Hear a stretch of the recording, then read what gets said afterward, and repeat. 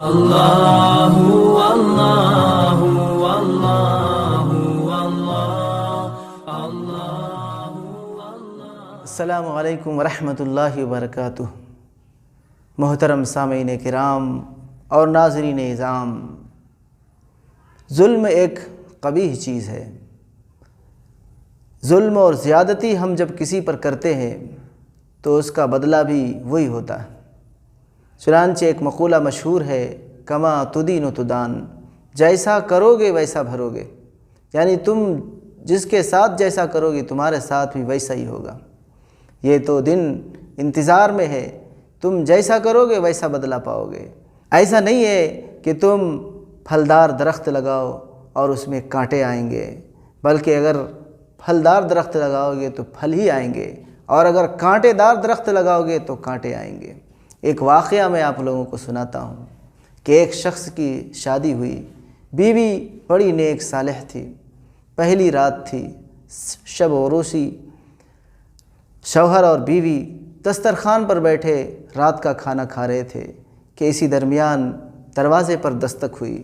کسی نے دروازے کو نوک کیا اور دروازہ پیٹا، تو شوہر نے کہا بیوی سے کہ جاؤ دیکھو دروازے پر کون ہے۔ بیوی جب اٹھ کے گئی تو پوچھا کون ہے، تو وہاں سے ادھر سے آواز آئی کہ میں ایک فقیر ہوں، غریب ہوں، بھوکا ہوں، مجھے کھانا چاہیے۔ چنانچہ وہ خاتون آئی اور شوہر کو بولی کہ ایک غریب ہے، سائل ہے، مانگنے والا ہے، بھوکا ہے، پیاسا ہے، وہ کھانا طلب کر رہا ہے، اسے کھانا چاہیے۔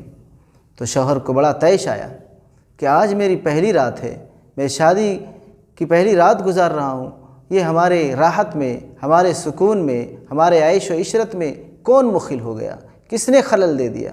بڑا طیش آیا، بڑا غصہ ہوا، اور اس غضبناک حالت میں وہ دروازے پہ گیا اور اس بیچارے کو بہت مارا پیٹا، یہاں تک کہ اس کے جسم سے خون بھی نکلنے لگے۔ پھر اس کو اسی طرح سے ڈانٹ کے ڈپٹ کے اس کو بھگا دیا، کچھ بھی نہیں دیا، کچھ بھی کھلایا پلایا نہیں۔ پھر آ کر کے دسترخوان پہ بیٹھ گیا، اس کا موڈ بڑا آف تھا۔ بیوی پریشان ہو گئی، کیا بات؟ تو بہرحال انہوں نے پوری بات بتائی کہ ہمارے راحت کے درمیان یہ مخل ہو گیا تھا، خلل اندازی کر رہا تھا، اس لیے میں نے اس کو مارا، بھگا دیا۔ بیوی بڑی نیک تھی، ان کو تکلیف بھی ہوئی۔ بہرحال دونوں مل کر کھانا کھانے لگے کہ یکایک اللہ تبارک تعالیٰ کی طرف سے اس کے شوہر پر ایسی چیز طاری ہوئی کہ اس کا حواس اڑ گیا، یعنی حواس باختہ ہو گیا، اور ایسا لگا کوئی اندرونی طاقت ان کے عقل سلیم کو چھین لیا۔ وہ بڑبڑاتا ہوا، چیختا ہوا، چلاتا ہوا وہاں سے نکلا اور گھر کے دروازے کو کھولا، اور پھر وہاں سے رفو چکر ہو گیا۔ لوگوں نے بہت تلاش کیا، گھر والوں نے تلاش کیا، لیکن وہ کہیں نہیں ملا۔ بہت زمانہ ہو گیا، عرصہ دراز ہو گیا، ڈھونڈتے رہے، ان کی تلاش جستجو کرتے رہے، لیکن اس کا عطا پتہ کہیں معلوم نہیں ہوا۔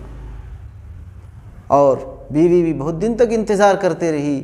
جب انتظار کے لمحات بہت طویل ہو گئے، دراز ہو گئے، تو وہ قاضی کے پاس گئی اور اپنا معاملہ پیش کیا کہ ہماری شادی ہوئی تھی، ابھی ایک رات بھی نہیں گزری تھی کہ ہمارا شوہر غائب ہو گیا، ان کو بہت تلاش کیا گیا، بہت ڈھونڈا گیا، لیکن اب مل نہیں رہے، وہ مفقود ہو گیا۔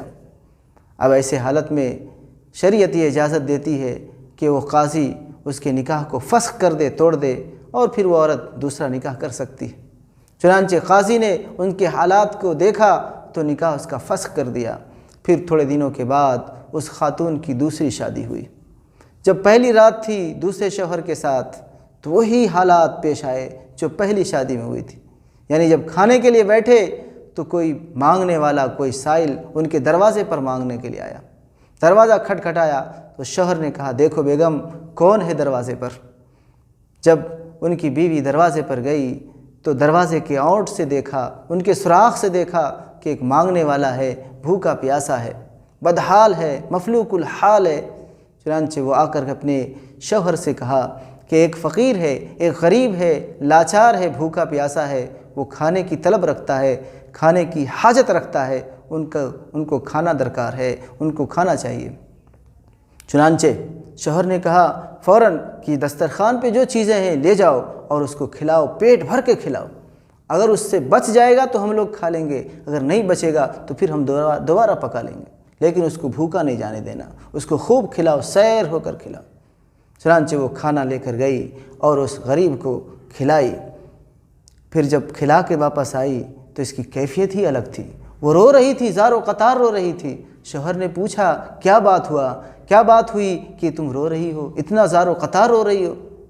تو انہوں نے کہا کہ یہ فقیر جس کو میں ابھی کھانا کھلا کے آ رہی ہوں، یہ میرا پہلا شوہر ہے، جس نے جب میری شادی ان سے ہوئی تھی تو انہوں نے ایک فقیر کے ساتھ بڑی بدسلوکی کی تھی، اس کو مارا تھا، پیٹا تھا، آج یہ اس حالت میں ہے۔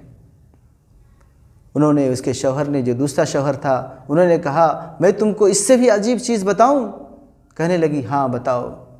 اور انہوں نے کہا کہ وہ آدمی جس نے اس کے ہاتھوں سے مار کھایا تھا وہ میں ہوں۔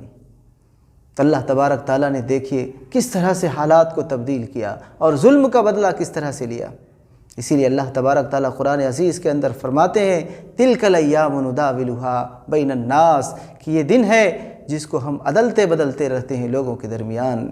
آج اگر تم ظلم کرو گے تو ظلم کا بدلہ بھی ظلم ملے گا، اور اگر تم صبر اور شکر کے ساتھ زندگی گزارو گے تو اللہ تبارک تعالیٰ اس کا بدلہ بھی بہترین عطا فرماتے ہیں۔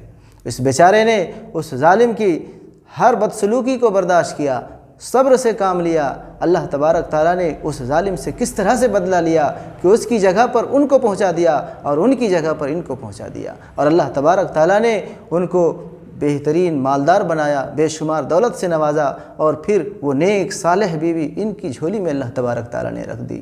اس لیے اے میرے دوستو، دوسروں پر ظلم و ستم کرنے سے، دوسروں کی حق تلفی کرنے سے اور دوسرے کو ستانے سے باز آ جائیں ہم لوگ، اور اللہ تبارک تعالیٰ کے احکامات پر چلنے والے بن جائیں، اور اسلام کی تعلیمات سے اپنی زندگی کو سجا لیں، سنوار لیں۔ انشاءاللہ اللہ تعالیٰ ہمیں یہاں بھی کامیابی نصیب فرمائیں گے اور آخرت میں بھی اللہ ہمیں کامیاب فرمائیں گے۔ وما علینا الا البلاغ۔ السلام علیکم ورحمۃ اللہ۔